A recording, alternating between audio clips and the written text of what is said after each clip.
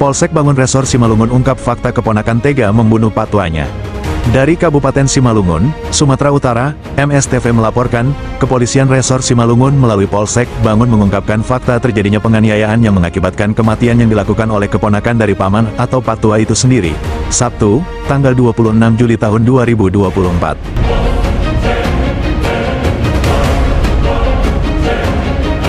Olsen Siregar 66 tahun, ditemukan tewas akibat penganiayaan di depan rumahnya di Nagori Silau Malaha, Kecamatan Siantar, Kabupaten Simalungun, pada Kamis, tanggal 25 Juli tahun 2024, kira-kira pukul 3 waktu Indonesia Barat.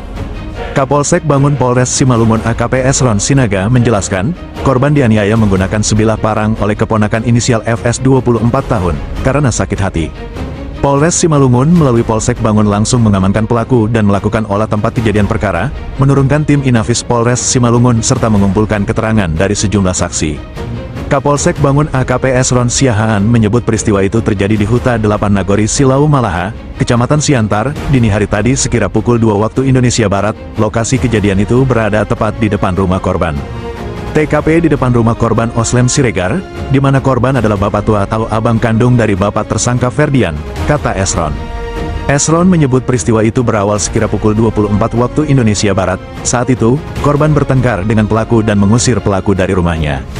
Pelaku Ferdian pun keluar dari rumah korban dengan membawa tas miliknya. Pada saat itu, korban juga membuang baju milik pelaku dari dalam rumahnya. Setelah diusir, tetangga korban bernama Alex mengajak pelaku tidur di rumahnya untuk mengantisipasi keributan antara korban dan pelaku.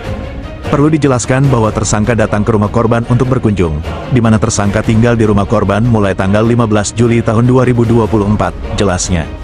Kemudian, sekira pukul 2 waktu Indonesia Barat, pelaku mengambil parang yang berada di dalam rumah Alex dan meletakkan di pinggangnya. Lalu, tersangka keluar dan pergi ke rumah korban.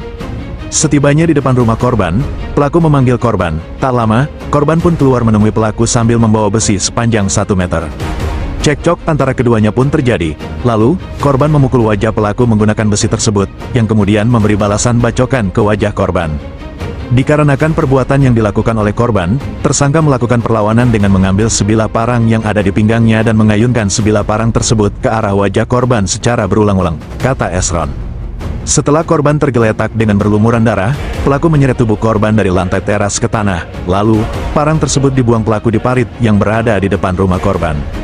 Mendengar kejadian tersebut, saksi Alex keluar dari rumah dan melihat korban sudah tergeletak di tanah dan wajahnya berlumuran darah, lalu melaporkan ke perangkat desa untuk diteruskan ke kepolisian sektor, Polsek Bangun, sebutnya. Saat ditemui tersangka Ferdian menyampaikan rasa bersalah dan permohonan maaf kepada seluruh keluarga. Ferdi menyesal Pak, Ferdi hilaf, tidak bisa menahan emosi. Ferdi memohon maaf kepada seluruh keluarga dan Ferdi siap mempertanggungjawabkan atas apa yang sudah Ferdi lakukan. Pungkas Ferdi, MSTV melaporkan.